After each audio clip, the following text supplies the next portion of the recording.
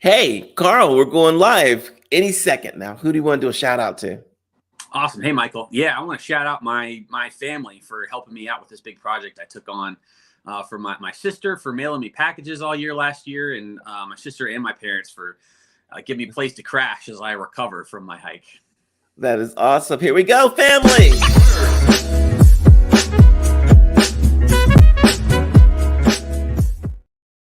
Hey, everybody. Today we have an extraordinary guest, a man who has accomplished what most of us can only dream of.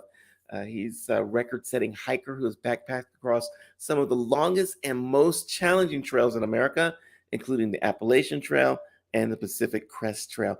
In 2022, he became the first backpacker to hike border to border across the United States 3 times in a single calendar year. I'm talking about Carl Stanfield. Today, Carl will be sharing his life lessons and insights that he gained from the incredible journeys. So get ready to get inspired and motivated. We got lots of questions for Carl. I want to know how he did it. Thank you so much for being here. I appreciate it, Carl. My pleasure. Yeah, happy to be here chatting with you, Michael. This to me is one of those, like, if you could do on Instagram and TikTok, you see the things where they show people doing like major flips and runs and bike stunts and all that kind of stuff. Yours won't fit on a reel like that. Yeah, no, it's not so flashy. It's not as flashy, but I think it's just as or more incredible than some of the things that you see in those short clips. Um, and today I really want to talk to you about what you learned on the trail. But for people who have not seen you before, let's start with, how did you get into it and what drove you to hike thousands of miles in one year? Sure. Yeah. So I started out as a kid. My parents put me in summer camp. And so that's kind of what got me involved with outdoors a bit. And I liked it so much, I wanted to do it professionally. So I went to school for wilderness leadership and experiential education. And then after I graduated college, I moved out and got to work at a camp up in Washington State. And then I had things kind of all fall apart there. At the same time, I decided to leave that job. And then on the very same day that I moved out of my house, my next job fell through and I had a girlfriend break up with me. So in one day, all my responsibilities just totally disappeared. And I saved up money to go move to Seattle, to be with this girl. So I had plenty of money and nothing to do. And so I kind of had this in the back of my head for a while and decided to throw all my energy into through hiking, is what we call it, doing these full distance trails. So I got into hiking the Appalachian Trail in 2018 and was able to successfully be out there for the whole season from terminus to terminus. And then followed that up by hiking the Pacific Crest Trail in 2019. And then spent a long quarantine kind of dreaming of what else I might be able to do and take on as I'm starting to get a little bit older and kind of coming to the physical prime of my life right at about 30. And so I decided I wanted to see what I might be able to do and wanted to invest a whole year of backpacking and see what kind of ground I could cover. And so I initially set out last year to attempt to set the record for the most miles hiked in a calendar year. I ended up falling short of that a little bit. My body was breaking down by about Halloween. So I was on pace for about 10 months of doing this. But by the time I got there, I just knew I wasn't in the cards for me to keep doing that. But I felt good enough I could at least finish the trails I was on. I had one more long trail I was going to try to do at the end of the year, but I ended up not being able to give that a shot. But I still finished and took the last couple months a little bit slower and was able to finish up at least three of the trails that I set out to hike and knock out what we call the triple crown of hiking in a calendar year by doing the Appalachian Trail, Pacific Crest Trail, and Continental Divide Trail in a year. Dang. And how many other people have even attempted this, or is this like a thing that people just want to do like every year? Do all three Yeah, of so those it's kind of getting a little bit more popular. So far, I mean, normally it's the thing that people do like over a lifetime, either in sections or one trail at a time. And I think there's between maybe 500 or 600 people that have ever hiked all three in a lifetime. And there's about 15 people now that have hiked all three in a calendar year. And so I got to put my name among those. And then my distinction in doing it was, so two of those trails, the Pacific Crest and the Continental Divide trails, go border to border. But I was the first person to extend the Appalachian Trail. So that one starts in Georgia and goes to Maine. And I started in Key West, Florida, and tacked on about 1,700 miles at the start of it, so that I could add on and get to call that one border to border. And then after I got up to the northern terminus, I hiked just a little bit further. It's about 80 more miles to get up to the Canadian border. And so of the 15 people that did it, I got to be the first one to go border to border on all three. That is awesome. Like how many miles do you like hike in a day? So my initial goal in setting the record, I was attempting to average 30 miles a day for the whole year. Wow. And so I ended up doing a good number of those days, but ended up having to rest a good bit within that too, which kind of set me back. And then what ended up being a big part of my experience was meeting up with people on the trail. And so I was pretty big about staying up to date on social media of where I was and what I was doing. And through that, I had so many friends and like former classmates from forever ago and family members and just random people that had also hiked trails that appreciated what I was doing, reached out to be able to meet up with me and take me out to dinner or host me for a night or all kinds of stuff. And so I cut a lot of days short so I could meet up with more people, which, ultimately kind of took away from the miles, but added to how much I enjoyed the experience. Absolutely. But on average, probably like usually somewhere 25, maybe 35 miles in a day was where I was. So basically every day you're doing a marathon. For the most part, yeah. That's incredible. And what's your recovery like? What do you have to do to recover from that every night? I probably should have done more and stretched a bit more. So I was pretty tight out there, by a good chunk of the year. So my recovery at the end of the day was just pretty much just eating a big dinner, getting a good night of sleep, and waking up the next morning to go at it again. Wow. Now, when you started, were you in like ultimate shape, or did you have to get in shape before the whole hike, or did you get in shape because of the hike? No, yeah, I got in shape pretty much while I was out there. I started out a little bit heavier than I would have liked. I just went ahead and went with a normal holiday season of eating and enjoying myself going into the year. So New Year's Eve, I flew down to Key West and was pretty nervous about what I was getting into. And for just about the first week, every day, I wasn't sure when I went to bed if I'd be able to even stand up the next morning, especially going through the Keys. I mean, it was all pavement walking. So I was on roads. And so my feet were getting pretty destroyed as I was going out there. But every day I woke up, and after getting a good night of sleep, I could at least move a little bit, and then kind of eased into it every day and was able to keep at it. And then got used to that, lost a lot of weight pretty quickly as I was out there, and then just kind of got into a groove and was able to cruise. Where did you stay every night? In other words, you're in the Keys, it's pavement walking. I know those bridges are long. Yeah. Where did you stay? So I had heard of other people doing this route. So it's called the Eastern Continental Trail that extends and actually goes on up into Canada. And of course, I stopped at the border. But I'd heard of other people doing it and saying like, oh, there are all these bridges you can kind of set up underneath. People won't bother you. And I was hoping I'd be bold enough to do that kind of thing. But I got out there, and at the end of the first day, it was getting dark, and I jumped in the first hotel I came across. Yes. So I had a couple of hotel nights. And then I had my first 2 nights were in hotels getting through the Keys, which took a big chunk out of my budget right away, Yes. just because that time of year and that part of the country, it was pretty expensive to get a place to stay. But my third night, I had an old friend that had grown up in the Keys and had friends there.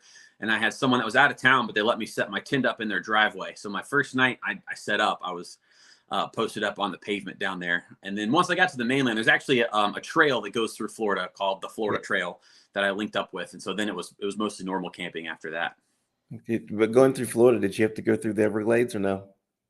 No, yeah, really the only outdoor or famous outdoor place I'd heard of in Florida was the Everglades, and the trail didn't go through it. Oh. And so there were still a few areas that were decently swampy that I went through. Not as bad as I thought. I expected. I was probably the most nervous about going through Florida, of just hearing about alligators down there, and they've got a Burmese python epidemic where there are these huge snakes that are loose all over the place. Yep. And I ended up not seeing any of the snakes. I saw a few gators when I was walking on the sides of the canals, but I was a good distance away from them. But never when I was actually out, like in the wild and in the swamps. So in 1,200 miles of Florida, about 15 miles were swamp walking. So not as much as I thought, but still, I got wet. Gotcha. Did you GPS this thing, or do you have paper maps, or did you just keep walking the trail? Yeah, I had. There's a really good trail system.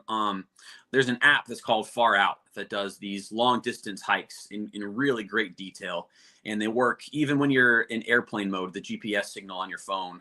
I never got to a place anywhere in this country where it didn't still work and show me exactly where I was. Holy cow, that's great. Far out. We have to put that on the watch here or something. So Yeah. you started out in the Keys. You went up down the United States multiple times. You logged over 8,000 miles.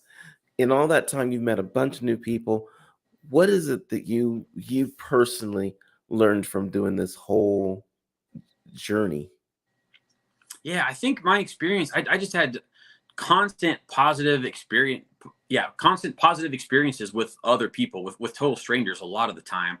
And so I think one of my takeaways is that I think most people are inherently good and want to help other people. And this wasn't just like one type of person believing a certain thing that was out there helping me. I mean, I got in cars that had, bumper stickers all over the back window that made me a little scared to get in. But I got in and met the people, and everybody was so kind to me all throughout the year. So I really feel like people are good and want to be good, and that's when you're face to face with other people. I think most people, when you can look in someone's eyes when you're talking to them, I think most people want to be good and want to help you out with whatever you're doing. What was the toughest experience that you had on the trails? Um, I had, physically, I ran into some overuse injuries fairly early on. And so in March, I started dealing with Achilles tendonitis, where the backs of my legs were hurting a lot. And it wasn't anything I couldn't hike through. It never got to the point where I couldn't move. I just dealt with pain for a lot of the year. So played around with how much ibuprofen I felt comfortable taking, and just kind of powered through that. And logistically, there are plenty of challenges that came up. So a big part of this thing is just learning how to adapt and be flexible.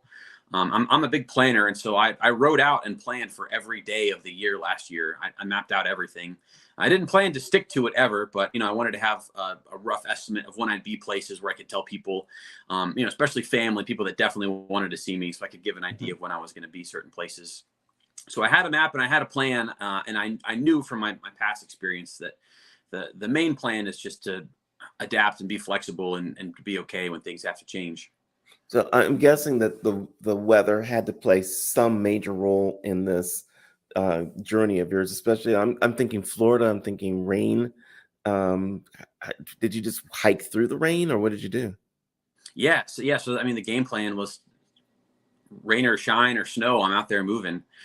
The places the weather affected me, I mean, a lot of times, like especially, so I was meeting up with people so often that through the first leg, so from Key West to Canada, the first 4,000 miles, it took 158 days, and I spent more of those nights indoors than outdoors because I was meeting up with people so Oh, frequently. And so a lot of nights where there was bad weather, I had the luxury of getting to be indoors. And then a lot of nights where I didn't, I knew that the next day or in a couple days, I'd be able to maybe get a room in a hostel somewhere or meet up with people or whatever it was. But there was a lot of that. And then when I went out west, it doesn't precipitate as much, at least in the mhm. summer. And so all the wet weather, I was in an area where I had access to be indoors more often and meet up with people, because that's where I'm from, is East Tennessee, North Carolina, kind of Virginia areas where I've got family. And coming through all that. Oh, and Alabama too. The trail took me through there. So through a big chunk of the trail where the weather was probably likely to be the worst, just from when I was there seasonally, I had good support, and so it just worked out. The weather shook me up, I got up to the northeast. Oh, looks like we lost Carl for a second there. I know he's on his phone. I have to say that one of the reasons I wanted to have Carl on here is because I think that there's a lot that you can actually learn from just doing something outside the box like this, no matter what it is, whether it's hiking, learning to play an instrument. There he is. And he looks very good. Uh, and I want to talk to Carl about that. We can't hear you, Carl. It's all good. Nope, you're muted and you're unmuted. And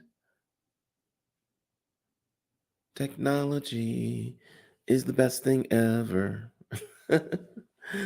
So while he's looking to come back in, I still can't hear you. Um, the brilliant thing I think about humans in general is the fact that they can keep going. They don't have to, you know, they don't stop all the times just because things get rough, you know.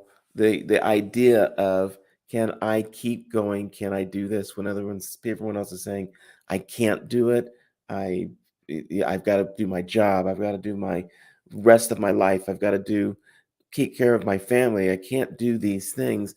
And Carl did the amazing thing of being able to go out and live his dream and give up some of the other things that he may have wanted to do and made this the priority in his life. And so when he does come back in, I want to talk about, what could he teach us from his journey? Because it's not something that we all get to do. We all just, we live our 9 to 5s for most people. Get up, we go to work, or maybe we eat first, go to work, do that job, get off, go to the grocery store, come back in, and um, we start going again. Carl, are you back with us? We can't hear you. Nope, still can't hear you.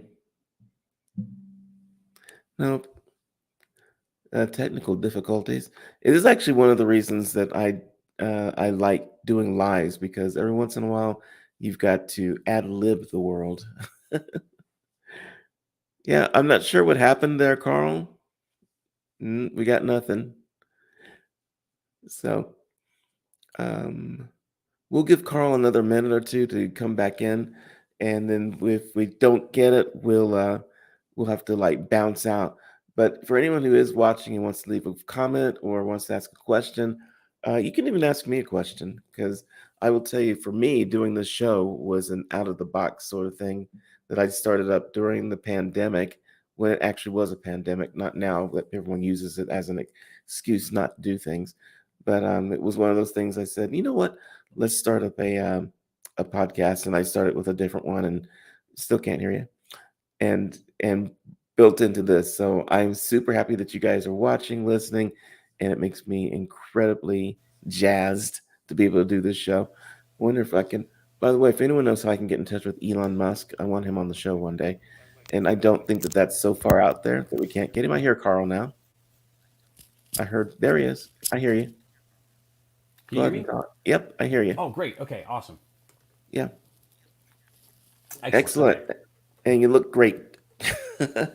All right, we're back and rolling. Yeah. Thanks. So talk about again. Here's the thing that I want to get. If you had a bunch of, I'm going to call them kids, like let's say 9, 10, 11, 12-year olds, and they haven't done much in life yet. Most kids at that age. Um, what do you tell them based on your experience in life that you want to instill in them so they don't get too jaded when things happen?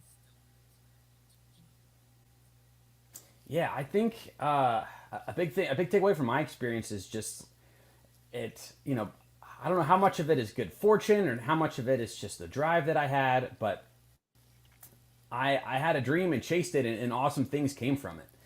And I didn't hit my initial goal of setting this record of hiking, but I still got to go out and do what I love doing for an entire year. I got to have the experience of having all of these people cheering me on from all over the country, and enough international people to say all over the world. I got to etch my name with a pretty elite crowd of people that have done something like this, and I'm trying to stitch together a life as a professional backpacker, and it looks like it's actually possible. And so it sounded crazy when I told my friends and family, like, I'm going to spend an entire year doing this hobby of mine, and we'll see what happens. But it ended up being something that was so positive for me. There were ripple effects that other people got to experience from it. Kind of secondhand connections that came from my being out there, and it was just it was awesome. It was totally worth it. And whatever career advancements or anything else, I got to enjoy living life for a year and got to Hmm. be at my happiest, and that made it all worth it. And so, So what would you tell those 9 dreaming and 10 year dreams and olds? chasing them is a real thing, and it's worth it. Yes, it is Yeah, worth it. yeah. Find a dream, find something you love, and chase it. Yeah. Awesome. I have one question that we're going to go back to. We should have asked before the sound cut out, and this is from Kayla, and they want to know, um, I would love to know how you packed, what you brought, how often you were able to bathe out on the trails, etc. And we'll never know that Great. answer. Yeah. So, um, so I packed up and I'd gotten my gear pretty dialed in. I've been doing gear reviews for backpacking websites for a few years. So I've been able to collect stuff. And I whittled my gear down. So my base weight, so my weight before food and water and everything, was right about 9 or 10 pounds. So with a fully loaded pack, it was maybe 15, 20 pounds, something like that. So it was nice and light. That's what helped me be able to go far. My tent set up with my trekking poles. That was a pretty cool thing that I got into. So my tent by itself weighed less than a pound. My inflatable pad, so I slept pretty comfortably out on trail. And I've got, I can send you a link to it, but I've got my gear list stuff posted so you can see exactly every little thing. And if you scroll back far enough on my Instagram too, I took pictures of everything and talked about what it was that I carried. So all of that is out there to look at the specifics of. And then I never bathed while I was on trail, while I was actually out hiking. But whenever I'd be in town, I got my showers and bathed and everything. So with as often as I was staying, I mean, like I mentioned, I ended up staying for the first leg at least. I slept more nights indoors than outdoors, and so I was taking a shower most of the time too. So it ended up being usually every like 2 or 3 days I was able to get clean. And so that was great. Did you ever stop in streams and jump in? No, I didn't do so much of that. I got wet in the rain sometimes and had to slog through some creek crossings, but I never just jumped in. Yeah, that's TV. As Yeah, opposed right. to as opposed to like actual hiking in real life. So what Carl, I thank you for being on. I want to let people be able to get in touch with you, and your main form of contact, at least for this, is on Instagram on the prof_Carl, and people can actually hit you up there, see what you've been doing, see what you're going to do next. That's I'm going to keep in touch with you, because after you start doing your talks in Europe and South America and around the world, we're going to bring you back and to see what that traveling was like.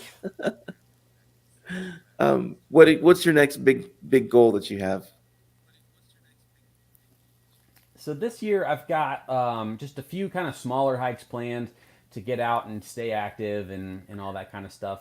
As far as like longer sort of hikes, the one that's the most interesting to me right now is the Te Aroa that goes across New Zealand. And so that's 1,800 miles that goes all the way north to south across both islands. And so hiking across Lord of the Rings country and taking it nice and slow sounds really fun to me. All right, Lord of the Rings country.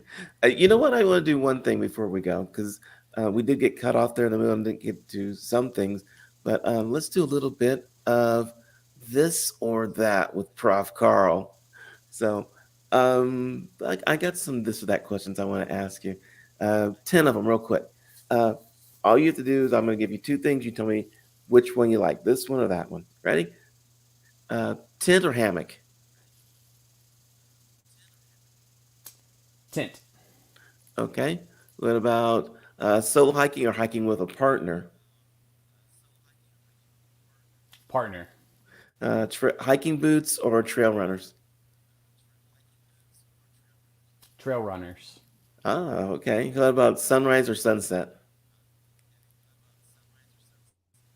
Sunset. Okay. Navigation by map or GPS? GPS. Okay. Snacks or full meals on the trail? Snacks. Okay. What about hiking in the heat or in the cold? Heat. Oh, okay. Music or audio book/podcasts while hiking? Audiobooks and podcasts. I love them. What did you listen to, by the way? I listened to the entire Harry Potter series 5 times over the course of the year. That was my go-to Really? that I just couldn't stop listening to. It's just like really nostalgic and comfortable. I love the guy's voice that narrates it, so that was my go-to. And then just little bits of podcasts here and there. Not even really a ton of music. I just got stuck in a Harry Potter loop for most of the year. Okay. What about ultralight or traditional packing gear? Ultralight. What about trekking poles or no trekking poles? Trekking poles for sure. Okay. And you packed those and took them with you? Yeah. And so I used them the vast majority of the time. I got to where I just about needed them for balance. Awesome. So, Carl, thank you so much for being on. We will definitely see you again sometime in the future, and I'm gonna keep watching where you're going.